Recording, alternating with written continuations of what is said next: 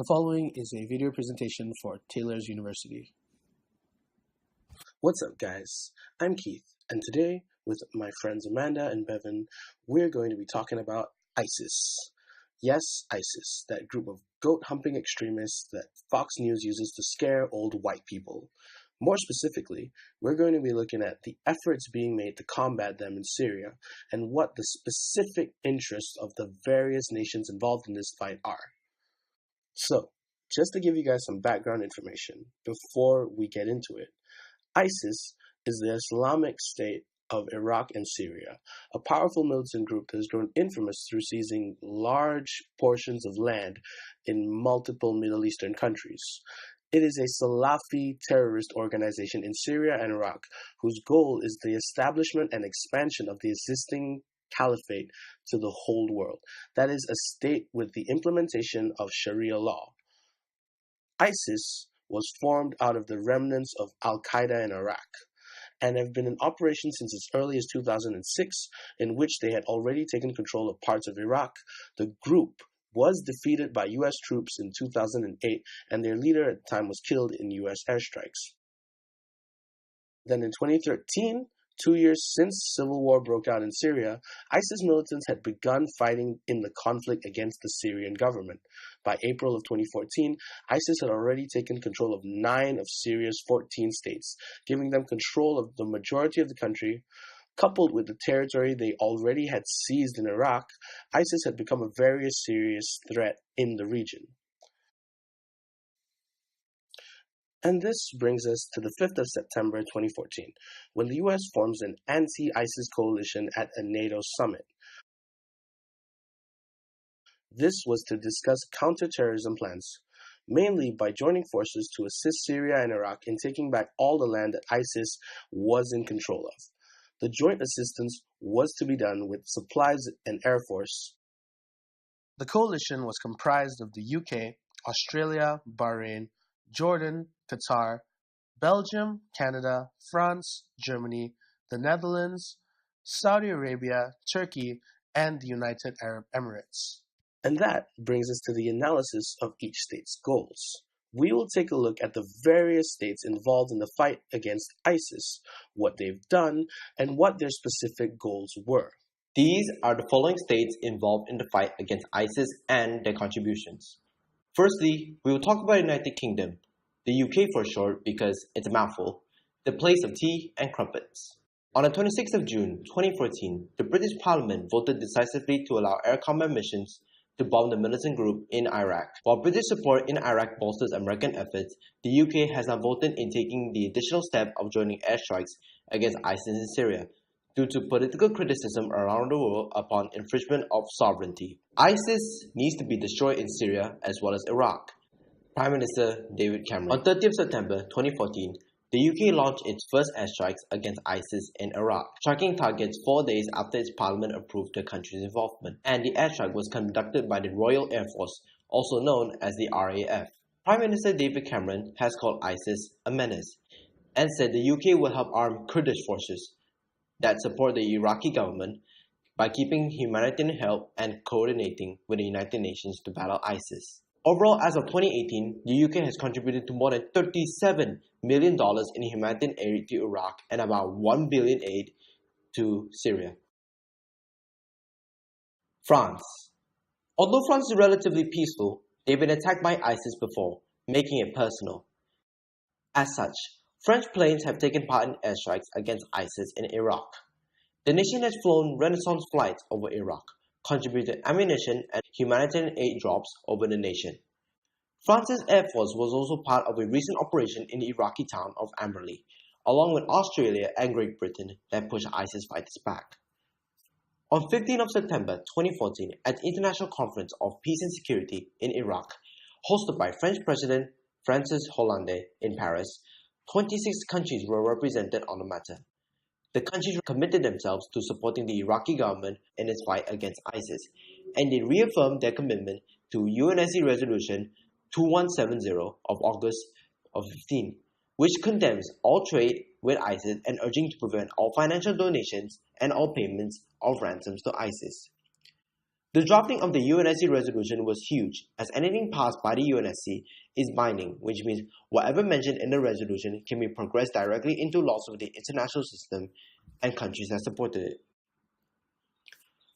On September 24, 2014, militants who have pledged allegiance to ISIS beheaded Hervé Gordel, a French citizen who was kidnapped in Algeria. Since then, France has delivered arms to Kurdish fighters and sent advisors to train them, and sent more than 65 tons of humanitarian aid to Iraq. In case 2, on 15 November 2015, after the November 2015 Paris attacks, the French Air Force launched its largest airstrike or bombing campaign by sending 12 planes, including 10 fighters that dropped 20 bombs in training camps and ammunition facilities in Raqqa, the de facto capital of ISIS. The US. The United States has led an international coalition of more than 60 countries against ISIS. On the 5th of September, the US formed the Anti-ISIS Coalition at the NATO summit with 10 other countries to discuss counter-terrorism plans, by mainly joining forces to assist Syria and Iraq in taking back all the land that ISIS has control at the time. On the 10th of September 2014, US President Barack Obama announced a comprehensive strategy to counter ISIL that, in concert with the coalition partners, will defeat ISIL and deny them safe haven, and announced his intention to bomb ISIS targets in Syria and called on Congress to authorize a program to train and arm rebels who were fighting ISIS.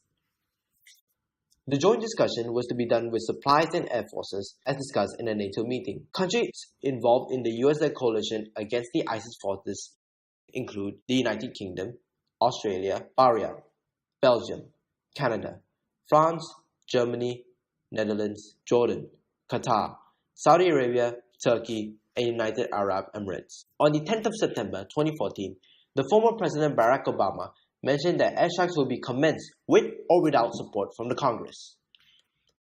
As of November 7, 2014, President Obama asked the Congress for more than additional of $5.6 billion to fight against ISIS and authorized of more than 1,500 troops for deployment in non-combat roles against ISIS in Iraq. 2 days before, he had said he will speak with Congress for authorization of the use of military force against ISIS. As of November 11, 2014, the US has participated in more than 800 airstrikes against the Islamic State with cooperation of some partner nations. Saudi Arabia. Saudi Arabia is concerned about the threat the Islamic State poses to the country, as Saudi Arabia is become an important US partner in the fight against ISIS, where the Saudis agreed to fund a base where training of moderate Syrian opposition fighters will be held to defeat ISIS. The Kingdom of Saudi Arabia has been involved in the Syrian conflict for years, providing military and financial aid to rebel groups fighting against the Syrian president Bashar al-Assad since at least 2013. Commitment to fighting ISIS in Iraq and Syria is complicated and complicates some efforts of the US-led coalition against ISIS. On September 17 of 2014, Saudi Arabia started assisting in the US-led coalition as a country of hosting and equipping and training Syrian opposition forces that will target both ISIS and the Syrian regime. Turkey.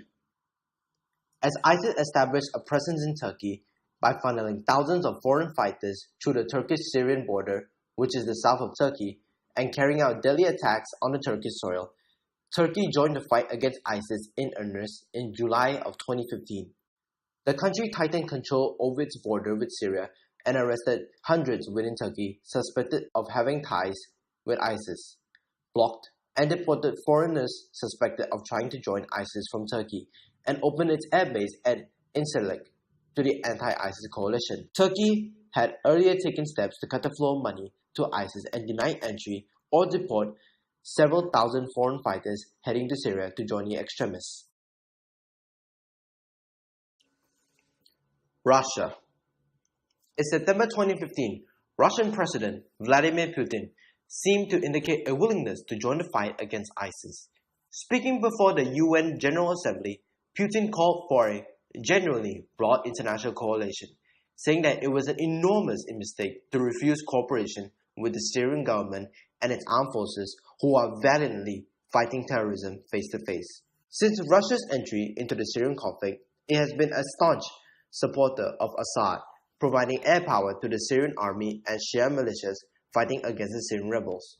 In Putin's eyes, the Syrian rebels are terrorists, which also has the side effect of delaying his plans to defeat ISIS. In late March, Russia backed Assad's forces in retaking the city of Palmyra from ISIS, a rare instance of both governments taking on the terrorist group. A deal worked out between the US and Russia that was supposed to lead the military cooperation and intelligence in sharing the fight against both ISIS and Al-Qaeda's Syrian affiliate. But the deal fell apart within days of being implemented in September, along with a ceasefire. The US, as the international hegemony of the world and after being affected by terrorism, especially due to 9/11, it is part of their war against terrorism. The UK and France. The United Kingdom and France behave similar to the USA as an international savior to deal with any international threats that can pose danger to the international system. Saudi Arabia. It is not exactly war with terrorism.